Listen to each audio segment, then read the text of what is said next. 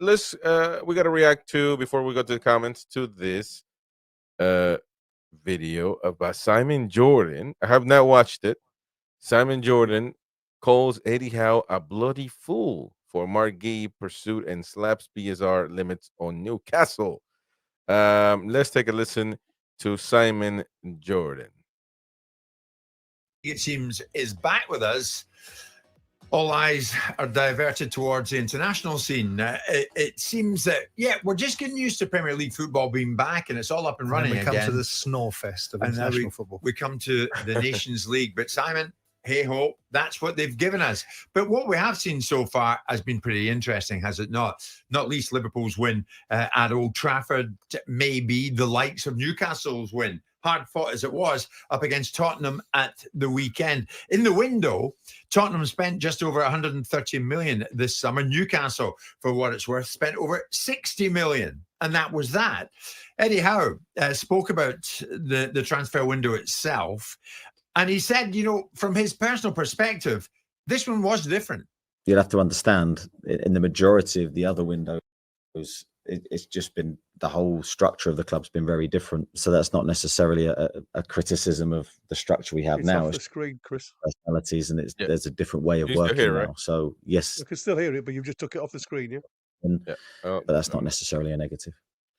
Maybe not a negative, but if Eddie's hands off, who's doing all the business deals? I mean, you would think that the manager of the football club, a clubs of the scale of Newcastle, would wish to be pretty much hands-on as to who's coming in. Well, hands-on to what extent? He's not going to negotiate the player's salary. To the extent of, this is the player I identify as the one I want. And that's what he did. And he identified a player that they weren't able to achieve. So maybe he should have identified a few more players and been a bit more hands-on from that respect. Because if you can't get Guehi out of Palace, because Palace are not a willing seller, you're a bit of a bloody fool if that's the only target you wanted. Of course, that'll be the reasons why Newcastle aren't successful this season, because perhaps the manager wasn't supported in the transfer window. But I don't see how he could have been more hands-on. He can't. He can identify his targets, and clearly he did. He identified Guehi.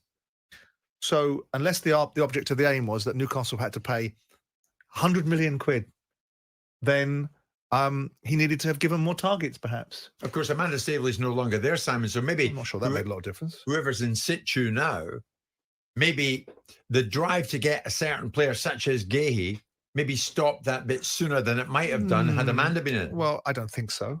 I think we're talking about competent, inherently well-versed football operators. Not Amanda Staveley, who came in and brought people in that had money. There's a difference. Darren Eales is a very, very well-versed football operator, both here and in America. He knows his way around. So I would suspect his capabilities are not insignificant. Yeah, but so I don't think Amanda Staveley being there is any different. But she was an ally to Eddie in the boardroom. You accept that? And so would these guys be. They won't be an enemy, will they? And she was, and it's great to be an ally with other people's money. They have the same responsibilities. There would have been no difference. There would have been no indication, with due respect. I don't anticipate that she did it in the transfer deals. I may be wrong, and maybe will be the case. But I think ultimately the problem for Newcastle is one of, they can't spend what they want, which I think is inherently unfair. That a club under new ownership should have a bit of latitude to be able to build up so it can challenge the status quo. That's where I think profit and sustainability goes wrong. And I also think that perhaps people needed to get off their backside and identify a few more targets rather than a £70 million centre-back they thought they could prize out of Crystal Palace. If you needed a centre-back, and that's an area that you've alighted upon as having great importance, maybe there should be more than one target. Maybe there should be a multitude of attacks, because ultimately, like many things, you don't always get what you want on the first date. So you don't always get what you might want when you're going for your first player. All right. So that's what Simon Jordan is saying there. Look, and I see a lot of people in the chat already. AG, Jordan boys, my piss, can't stand the bloke. But we'll probably have to agree on the PSR situation. You know, that's what I said. That any business should be able to invest in their new business. And if you want to keep PSR, maybe new bought teams can spend for the next 2 years to get their business back up. And obviously they have to adjust to the rules later on, or get rid of it completely. somebody said it there. It was Kin. Let me see. Knick-knack. The clubs voted for these rules, but they voted when? When did they vote for these rules? Over 10 years ago. They don't vote every year or every 2 years or every 3 years. Football has changed.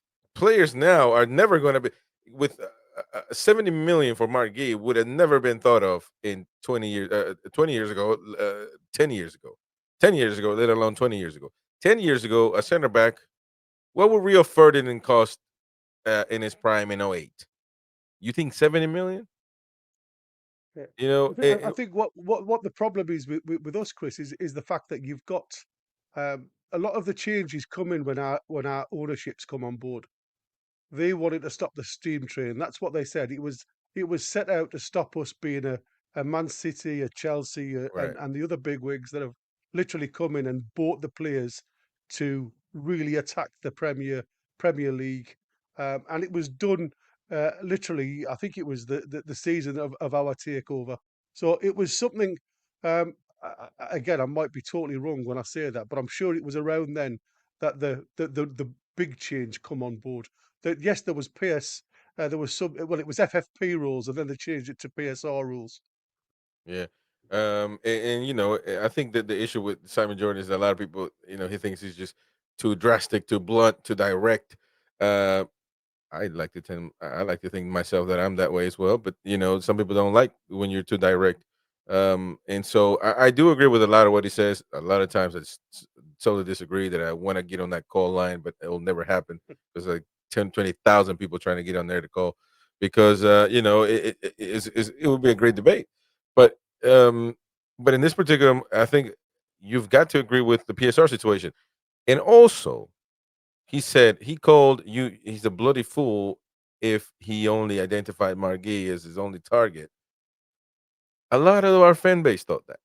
A lot of our fan base, especially in our Absolutely. group chat, everywhere else where you're seeing, are saying is Eddie Howe is holding us back because he only wanted Margui, and he didn't think of you know. So our fan base is thinking that.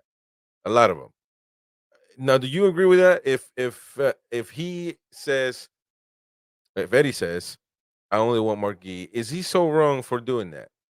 Because I don't necessarily think so.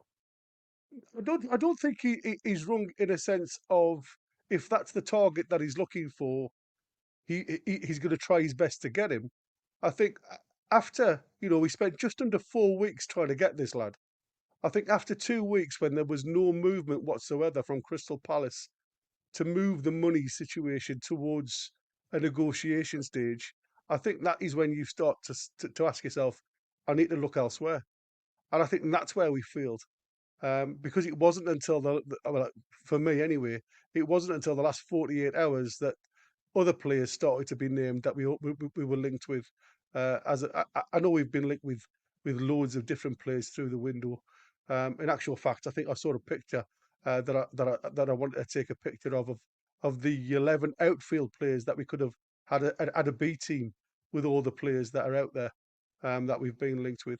But I think it's really funny that the way it stands at this present moment in time, a lot of the fingers are pointing towards Eddie for not having a plan B, if that makes any sense. Hmm. Um, it feels to me as if Guy was his number one target and he wanted to go out there and really push to get this lad in. Um, and after, like I say, after 2 weeks, you should have realised that Steve Parish isn't going to move in actual fact, it seemed as if Parish was moving the target away from us even further because we said, we'd put a bid in at 50, we'd put a bid in at 60.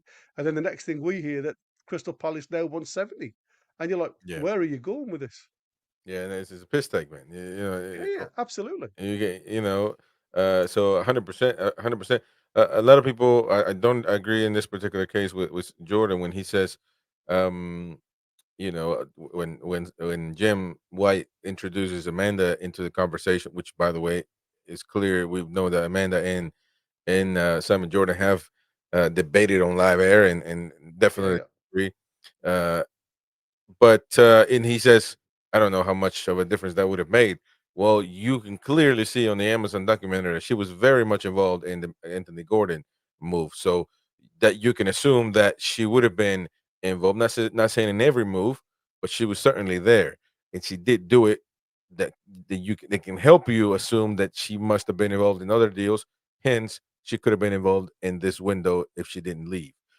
So in that sense, I don't agree, obviously, because it's facts. She was involved in Anthony Gordon's deal, um, and so. But look, if I'm a manager, again, I've said this before. If I'm a manager and I like, Margui is my center back, and he is elite, and to me, he's going to take us to the promised land. If I'm Eddie, why should I take a second, third, fourth option? You know what I mean? That's not better than Shar, Botman, or Byrne. Why should I take those options? Because somebody said in the comment section that something about third, fourth option. Why does Eddie have to take third or fourth option? Why don't we not have a plan B? Why can't we have two or three plan A's? If a Marquis is here, where's the other center back that's on this same level? You Well, know, we went in for Sibikin like at the 11th hour, didn't we? As in yeah, that other plan A, as you're saying. I just want to, James Cuff, thanks, mate. I know there was something. So 2011-12 was the season that the PSR, well, FFP, whatever you want to call it, and they changed the rules regarding the third parties when the changeover come on board. exactly, So that's what changed. Thanks, exactly. James. Good stuff, James. Um, and there was something else. Oh yeah, Geordie Two for Life has put Mitchell is the negotiator of the deals, and and he's Howe's boss. Yeah. So it's down to Howe when they move on. Um, so, like I said, who do you point the finger at? If if Eddie has said to Mitchell, I want this player, and that is the only player that I want, Mitchell's Mhm. done his best and he's failed. Well, the thing is, if you just go by literally what the title is, their titles, the director of football is above the man, the coach, the football coach. So he should be Yeah, Eddie's yeah. boss. Now, how they arranged that when Eddie was already there, and and all that stuff. So, in an ideal world, I know there's people not used to this. The director of football starts his job. He's the one that appoints the coach of the football club, according to what the club's ideas are. Who are we, a proactive team, or are we a Barcelona tiki taka style where we need somebody like that all the time? Are we a Atletico Madrid where we are nothing but just bullocks and strength and running and personality? We need a manager like that. We need a Conte. Simeone leaves, now we need a Conte, which is the same type manager that's gonna that our fan base loves, and so you know what I mean.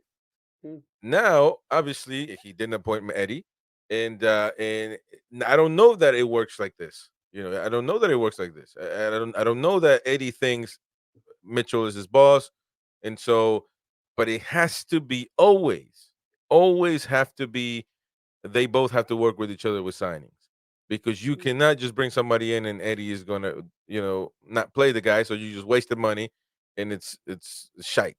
And also, what you can't just Eddie can't just say, "Bring me all these 10 guys. I want all 10," and Paul Mitchell does what the manager wants. It can't be like that. It has to be a negotiation. It has to be a give or take, because if Eddie gets sacked, all of a sudden you're left with these. What happened with Enzo Maresca? Eddie gets sacked. All of a sudden, you're stuck with all these players that you didn't want, that you just happy clapped and said, "Yes, Eddie." And all of a sudden, the next manager says, "Well, I don't want these guys. I want this Mm. other 10." So it becomes a Mm. mess. So it has to be a negotiation between the DOF and the manager. And the jury's still out. I have no clue. Just simply have no clue how these things are being worked in the background in Newcastle United.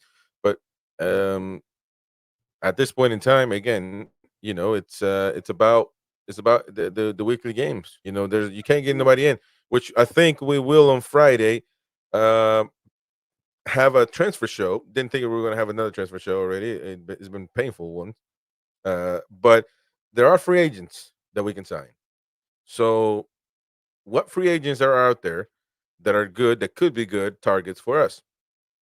I don't know that we're actually looking at any of them realistically, but it's always good to have a show to talk about who's free out there. A lot of free agents that we can debate, have an opinion on, and so I think we're going to do that Friday. So stay tuned for that. We're going to have all the free agents in the world that we can sign. There's a bunch of them, And I would think if we're hurt of squad players, what hurts just to bring in a guy for 6 months or a season contract or whatever, and go from there.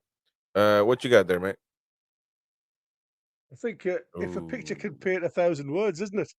yeah, Apparently, by all accounts, there was a bit of a meeting between all of the big boys after the, yeah, the yeah, game on Spurs. And like I said, none of them there look very happy with whatever has been said before the game. Um, Mitchell and Darren. I mean, Darren. I mean, there was some really good stories going around the ground when this picture was portrayed to a lot at the yeah. It, game. it just Paul Mitchell looks depleted, man. And Absolutely, it's and like, it was like taxi for eels. Somebody was shouting oh yeah, when yeah. they saw the phone call. He's booking his Uber. Oh yeah, man. It would have been interesting to be in that and in that boardroom when they were talking to each other and what they were discussing. We'll never know, but look, we didn't have a good window, so hopefully some ears were pulled. Yeah, Uh, absolutely. that time. Rico says, "If I'm honestly glad we didn't spend all that money on the center back. I feel like they think as if we are the richest club in the world, and we should pay for more for players. Let's hope Guehi refuses a new contract, which I do believe that's going to happen. I think Guehi Yeah, will. Um, absolutely. and it wouldn't surprise me though. Please don't be surprised if we go at him again in the winter window.